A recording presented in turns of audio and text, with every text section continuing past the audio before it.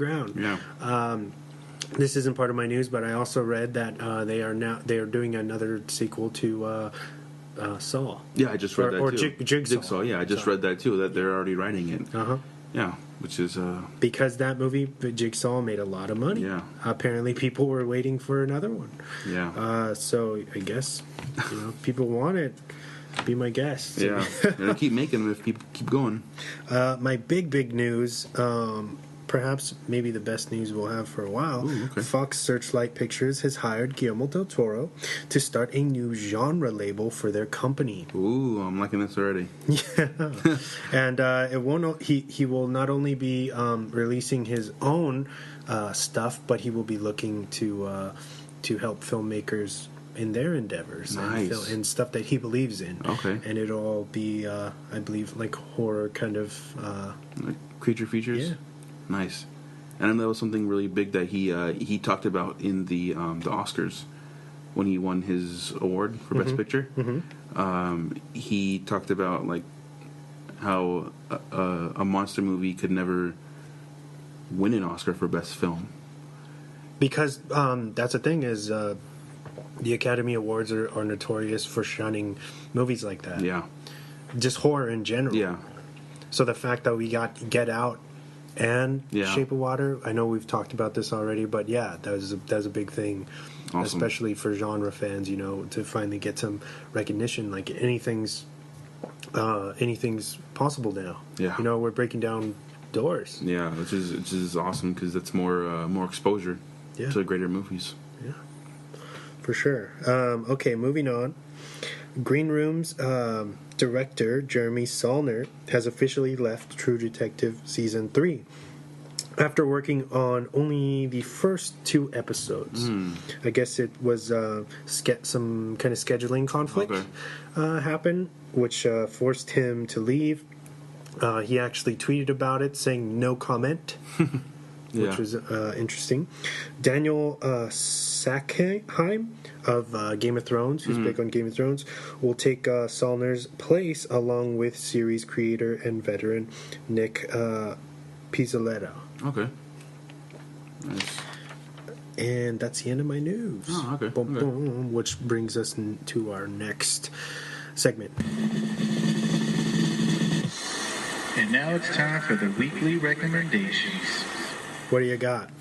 All right, so I got 3 recommendations for this week. Oh, okay. My first one is a Netflix original, I believe. It's it's called Rapture, and it basically they follow a number of artists in the music industry, like Logic, Nas, G-Eazy, a couple of other people.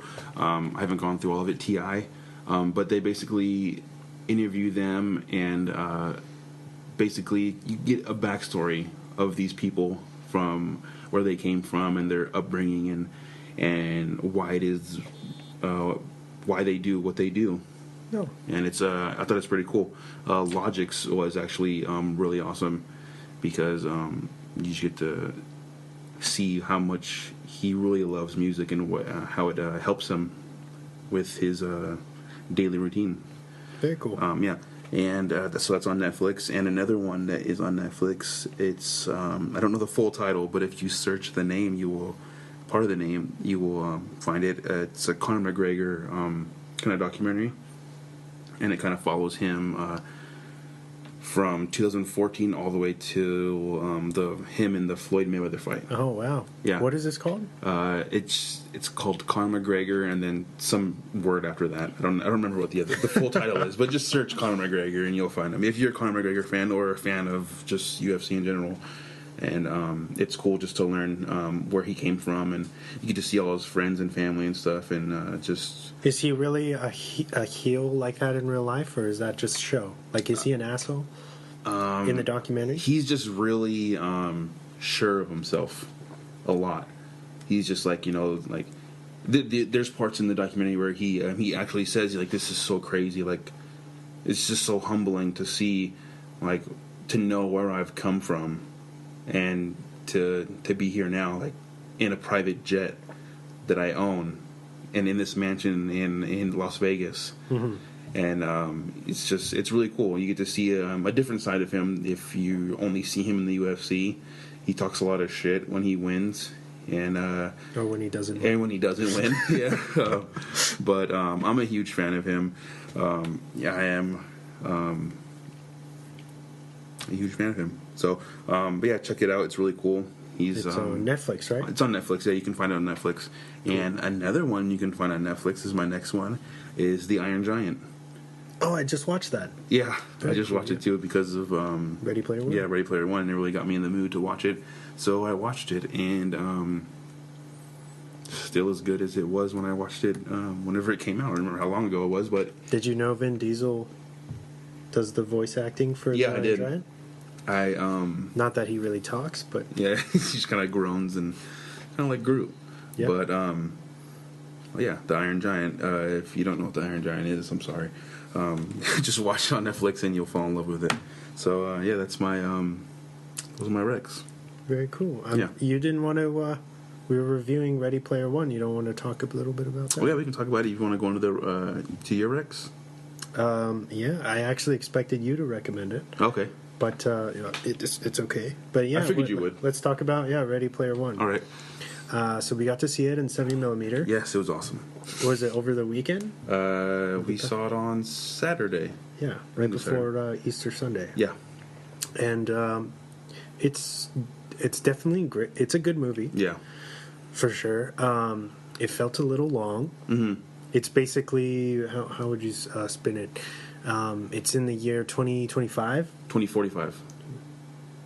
You sure? I think it says 2045. I thought it was 2025. I thought it was 2045. It's in the future. Yeah, maybe. I think 2025 That's is when irrelevant Oasis anyway. was created. Okay. I think. But it's in the future. Anyway, this big brainy dude creates basically this virtual world that everybody can step into, and they all. It's basically modernized virtual reality. Mm-hmm. It's like, what if we had this, which we have now, but what if it had been perfected and kind of integrated into the real world? Yeah. More so than it ever has been before. And this genius who created the program, he passes away. Mm-hmm. And he's hidden what they call an Easter egg, which is 3 keys throughout his world, and it sends everybody into a frenzy. Mm-hmm. And basically, it kind of, the entire film follows the story of this one kid who's kind of like a lower class citizen. Yeah. Or he's just down on his luck kind of kid, and he gets kind of like a silver lining to where the first key is, and that kind of sparks off the story. And he meets a bunch of people, a bunch of friends on the way, and they get into all kind of debauchery and whatnot. And there's the charm of this film is that it's very heavy on the 80s and 90s nostalgia. Yes, it is. Which largely, I think, drives the film and keeps it interesting. I love the film, but it does feel a little long. I don't know if it's because we saw it later at night. I think it might feel a little long because it was a little late when we saw it. We did see, we saw it as it runs long, 2 hours and 20 minutes. Yeah. It just feels like they crammed a whole lot of stuff into this. Mm-hmm. And for some reason, although I will recommend it because it's a technical marvel. Yes. Like what they get away with and the amount of stuff that they put in, like as far as CGI. CGI was amazing. And the references are insane. But I still think there's something where I want to still say it could have been better. Yeah. And it doesn't necessarily feel like Spielberg to me either. Okay. Like there was something missing there from that filmmaker. You know what I mean? Yeah. I don't know if it's because maybe it's largely because this is based on already existing material, so he was kind of limited as far as this wasn't really his work, rather than him adapting it from a book. So maybe I could chalk it up to that. I've never read the book. And that's a funny thing because I enjoyed the movie. I was laughing throughout it from the little things that they would point out throughout the movie. But what I'm getting from a lot of my friends that have read the book and seen the movie, I guess the way it goes is if you've read the book, you probably won't like the movie. Yeah. From what I'm getting. And if you haven't read the book, you'll enjoy the movie. And you won't know if it's... Because you have nothing to think about. Yeah, reference it from. So, me never reading the book, I enjoyed it. And For what it was. For what it was, yeah. So it's almost like saying if it wouldn't have been associated with the Ready Player One book, it's good on its own. Yeah. It's good on its own.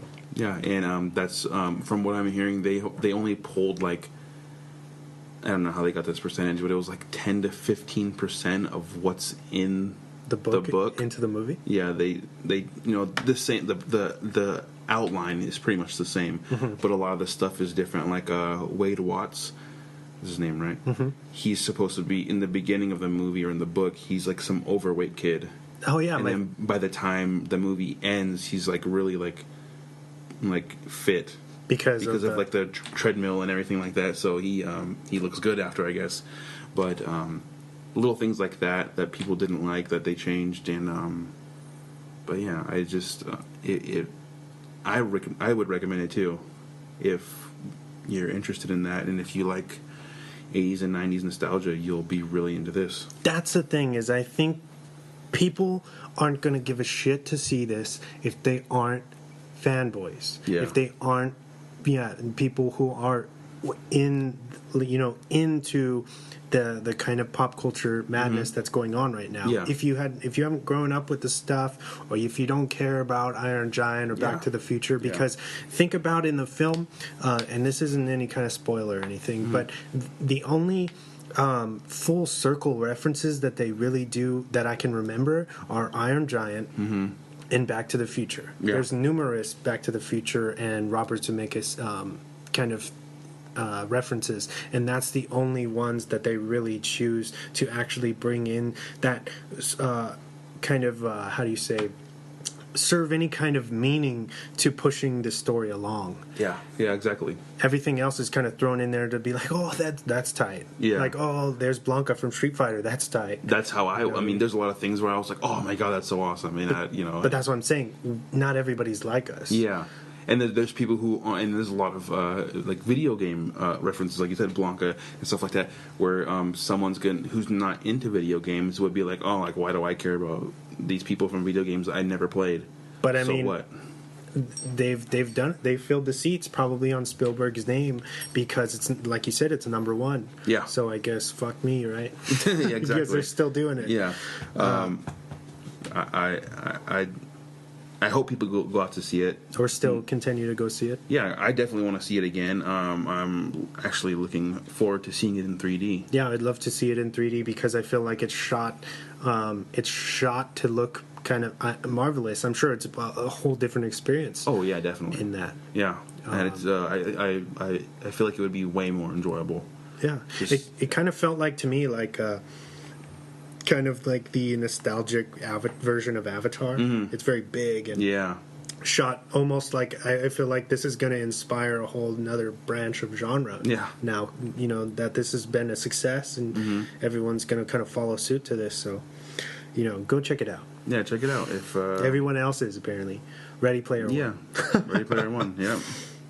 So you're done with your Rex? I'm done with my Rex, yes. Okay, cool. And that was our little spoiler-free review of Ready Player One. Yeah. Good job. Okay, so my personal recommendation for this week is Unsane. Oh, nice. Directed by Steven Soderbergh, who did last year's Logan Lucky with Adam Driver and Channing Tatum. Yeah. And a few years ago, he also did the movie with Rooney Mara called Side Effects. Okay. And Channing. I think Channing's in that one too, yeah. Which is amazing. You should check that out if you haven't.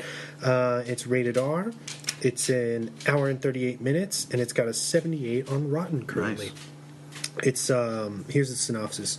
Sawyer Valentini suffers from PTS after being stalked. After relocating, she accidentally signs a voluntary 24-hour commitment agreement with the Highland Creek Behavioral Center.